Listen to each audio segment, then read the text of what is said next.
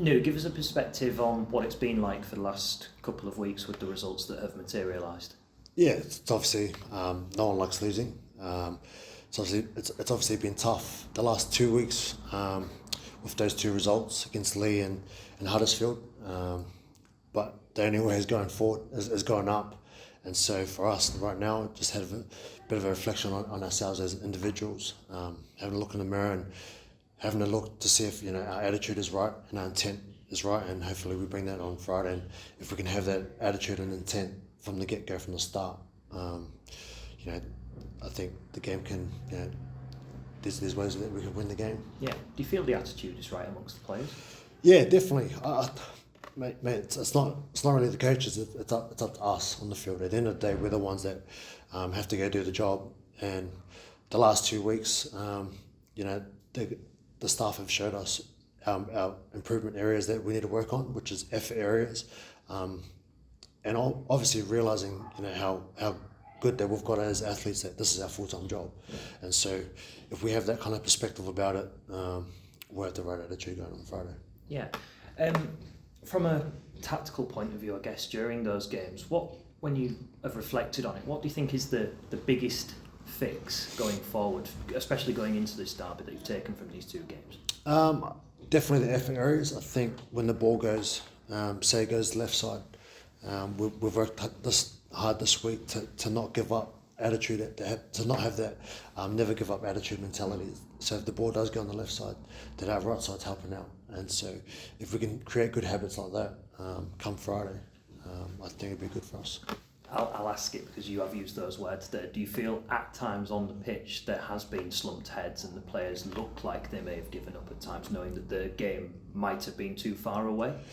I wouldn't say so. I think it comes with experience too. I think we have a young group at the moment, and there's only a few of us senior heads, and so it's just trying to nurture those young boys that are coming through.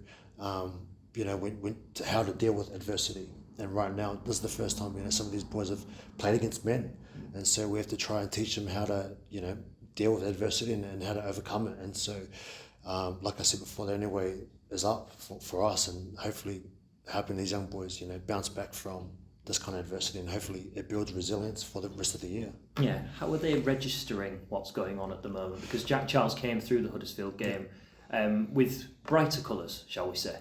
Yeah, well, mate, he's got an old head on himself, even though he's only just turned 18. I said to him, welcome to the man's game. This is a man's game now. You're not playing with kids anymore, and he's realised that, and he knows that he belongs there. And so it's up to us older boys to have those conversations. There's one-on-one conversations with the young boys, checking on them and making sure that they're in a good headspace, and that if they do feel like they're slipping off a bit, sometimes they do need a bit of a kick up the arse.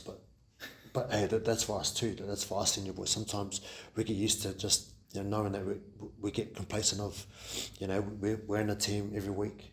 So for us, it's like we got to have that accountability for ourselves too. What have the coaches said to you, particularly Tony? What's their reflections on it being passed down from coaches to players? Mate, like I said before, it's just effort areas and just attitude, wanting to do it. We all know the systems. We get told throughout the week how to win the game. We just got to go out and do it. And so that's got nothing on Tony and the staff here. It's on us players. And so for us, we just got to go out and do it. Okay. What are your reflections on round one against Hull KR? Derby time again. What did you make of it the first time? Yeah, obviously. A crazy experience. There's definitely a lot of lessons learned from that game. Definitely with how our season's gone so far with our suspensions, we've got to try to keep a cool head and try to stay composed under pressure moments. Yeah, sorry, keep going. But that's one thing I've learned, is just trying to be composed under pressure moments and tough moments, and when things get hard, because we're not really giving ourselves a chance there when we're playing with 12 men. And so for us, it's all about discipline, holding the ball, going forward. And when you look at top teams like St Helens and Catalans, they complete at a high rate, and I think that's for us. It's important for us just to get to our kick and just to complete our sets, because right now we're not giving ourselves a good chance. Okay. Has there been, with the new rule changes, firstly, what have you made of them, but secondly, how have the new signings and the squad in general made of these new changes? Because obviously you fell victim to a red card, which, on reflection, was very, very soft. Yeah, obviously very soft, but we all understand where the game's going, and obviously we want to limit the concussion rate. And so for us, it's not about us, complaining about the rules and, moaning about, shoulda, woulda, coulda. It's about us working around it and how to change our tackle technique or change our discipline areas, for us to get better going forward. What did you make of that situation at the time? Because Ben Curry came out straight after the game and suggested that he didn't even know that you had actually been sent off. Yeah, it was a tough one, obviously. It's hard seeing your mates, especially a young group like that, play a game with one man down for the second half. That could have resulted, it could have gone either way. I'm not going to say, could have won or lost, but it could have given us a good chance at the game. So it's a tough call, but it's a hard one for referees too. They're only human as well, as much as we are. So on yourself, you're back in English rugby in Super League. Last time you was at Featherstone. What have you taken from that experience to pencil into this chapter of your rugby league career? Mate. Well, this is obviously the pinnacle of rugby league in England, and so Featherstone was a good chapter in my life. But obviously, I've been there, done it with the NRL teams, and obviously playing at Fev. So I think for myself right now, just also just reminding myself how good I've got it as an athlete. And obviously it's a tough time for us boys on the field, the staff, the club, also the fans. And so for me, just reminiscing on, reminding myself where I am and what I've got around me, and who I am, sort of helps me going on to hopefully get that dub this week. And from what you say there, it sounds like it was quite an easy sell to join the Black and Whites. Oh yeah, like I knew what I was coming. I knew what I was coming for. I know it's never going to be an easy ride. Coming to a new team and coming to young boys, but I think a lot has been said. But for us, it's just about actions now. So action's got to speak louder than words. Because right now, we've just got to put one foot in front of the other at the moment. And like I said, they're always going up. And so we get a good chance this Friday. And for me, I need to persevere, and that's been my life the whole time. It's all about persevering, and I know we will get through this. You say there about looking up and perseverance. Are you suggesting that there's a feeling amongst the camp that you've hit rock bottom after those two results? I've been part of rock bottom teams, the same rock bottom, and I think people forget rugby league is only a part of us. It's not all of us. It's definitely a passion, but it doesn't. We've got family, we've got loved ones, we've got things outside of football. But I think when you have that kind of perspective of life, the same rock bottom. Yeah. How do you switch off then if you've had a bad defeat? Is it social time, family time, making sure that you completely take what you say is your passion away for the time being, just switch off? Yeah, so I'm lucky, man. Like I left home at 16. From New Zealand to Australia to pursue a career on my own. I'm one out of 9 siblings, so I know what it's like to live away from home. I know what it's like to be knocked down with injuries when, rugby league, I had to retire. So for me now, I was just trying to pass that experience and trying to pass that resilience to boys because I know it will make them, in the long run, it will make them a successful rugby league player, whatever they want to be post-football. It'll help them in the long run. Yeah, and who would you say is feeding off it the most at this moment in time? Who are you seeing that glow when they come to you and you give them, obviously, your tales of rugby league and everything else? Probably Jack Charles. There's obviously massive raps about him, but last week was his first 480-minute game, and my young mate got pushed into the deep end to play half. But after he walked away from that game, he had tears. And when you see a kid cry like that, it means a lot to him. Rugby league is everything to him. So for him, just to have those one-on-one conversations with him after that loss, he actually went out the next day on Sunday, went to the field next to his house and just started kicking the footy. And that's his way of getting away from from the limelight. So For me, it's just trying to, like I said, nurture the young boys coming through. We've spoken about obviously what you need to take from the previous game, and is it simply now just passion to add to the tactics that you've obviously been given this week going into this key derby game against Hull Kingston Rovers, because they're flying at the moment?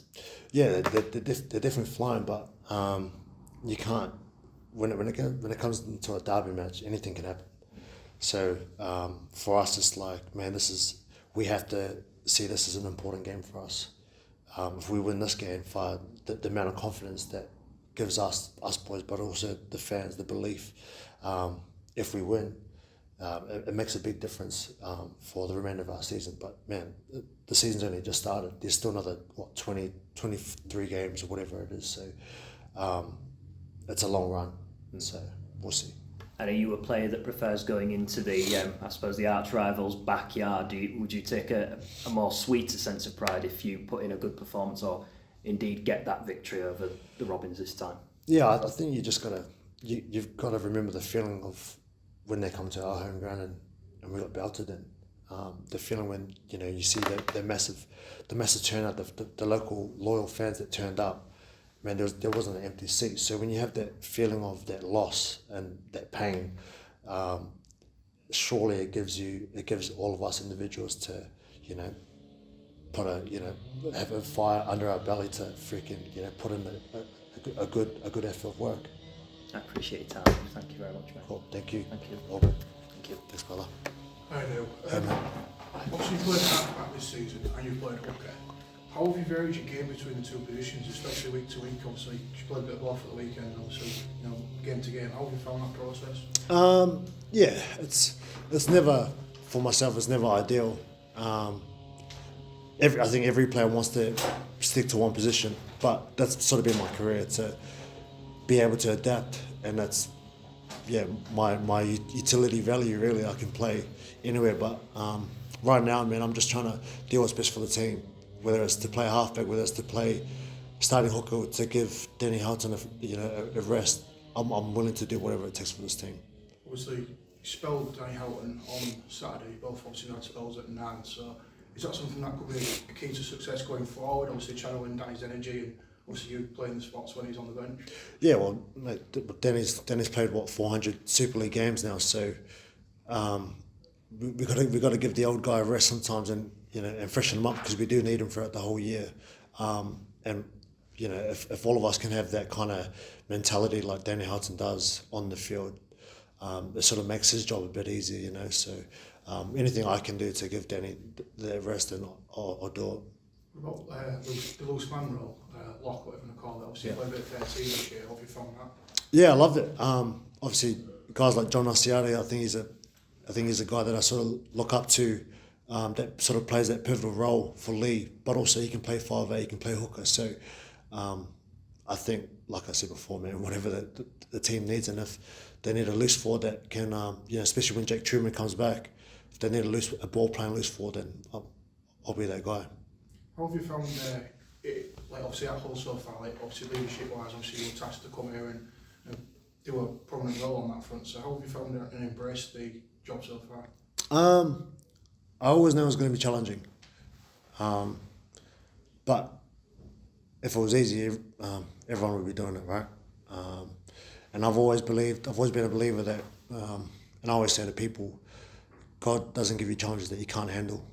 And every time I've been given a challenge, personally in my life, I've always succeeded, and I've risen above it. So the job that I have right now, whether it's playing halfback or playing hooker, I just need to play it at the best of my ability, and that's all I can give, right?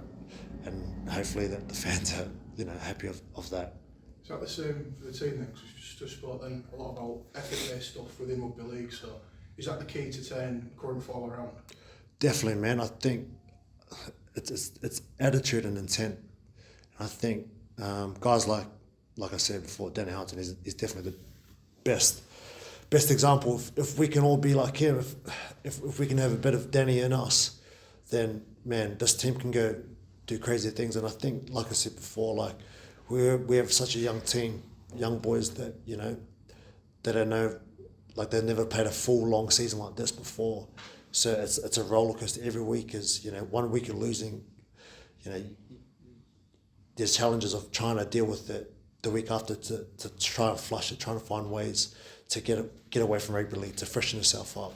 Examples like that, and I think these are the challenges that for myself and a few other older boys have to sort of nurture our young boys through.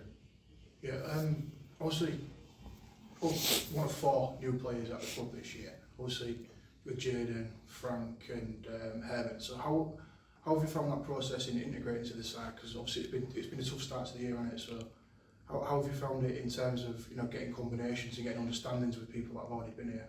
Yeah, it's hard. Like, we've all come from overseas, and everyone comes from different systems. We all come from a different team, so we just got to try and buy in. Everyone's just got to buy into the system here, and I think once everyone does buy into it, we'll be a good team. And so, we're still a work in progress. We're still a new team. It was never going to happen click overnight. You know what I mean? I come late. What is it, in New Year's? With I think 2 weeks going into the season started. So like, yeah, we're never going to click overnight, but it needs to click very soon. That's for sure.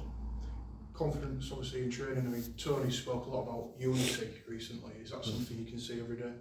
Yeah, I think even last week was probably the best week we've trained all week, as in attitude and intent and effort. And then just in games, in that game against Huddersfield, we just couldn't be mentally strong for the 480.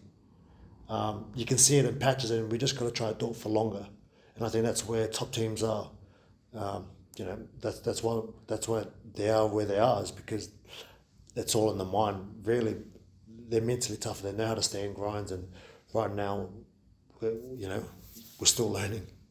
Obviously, you've got a ball at Huddersfield, which you look at the scoreline, you wouldn't actually think that, but for 20-25 minutes, I'd argue Hull had more attacking sets than Huddersfield. So, what are the keys in turning that possession into points to go forward? Yeah, and I said that at half time. That I could feel Huddersfield were just like they were starting to slow down, and I think for us, and it just comes to maturity. It's just getting to basic footy, is getting to the end of our sets, completing our sets. Because right now I think we're trying to offload too much, where we just need to go forward, get to our kick, and hopefully that our defence, they struggle to come out of their own line, out of their own goal line.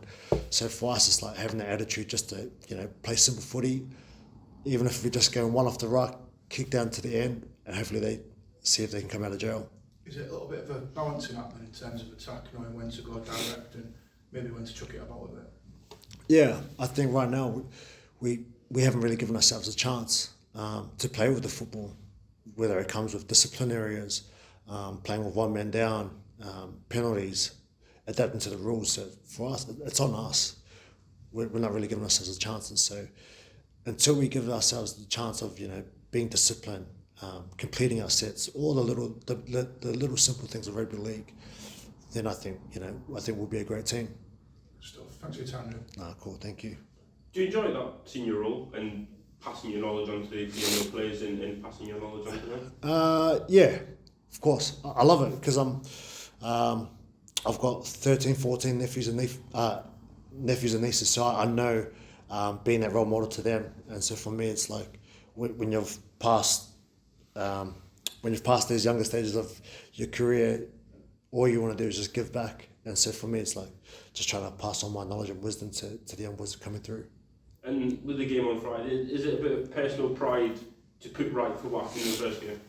Definitely personal pride. I think just it hurts, like when you put on, when you know the history behind Hull and the community here, and for myself, me personally, I take it personally because I know that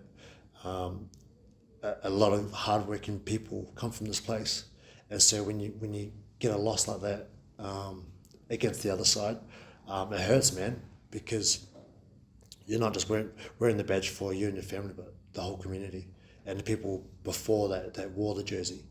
So yeah. Is it a perfect way to kickstart the season as well if you get that win? Exactly. If we win that, and this is round 5, is it? Round 5? Round 6. Round 6. So if we win that, man, confidence is a big thing especially for the young boys. As soon as they feel a win, as soon as they score, get points on the board, man, just the way that they light up, those young boys, like, man, anything can happen.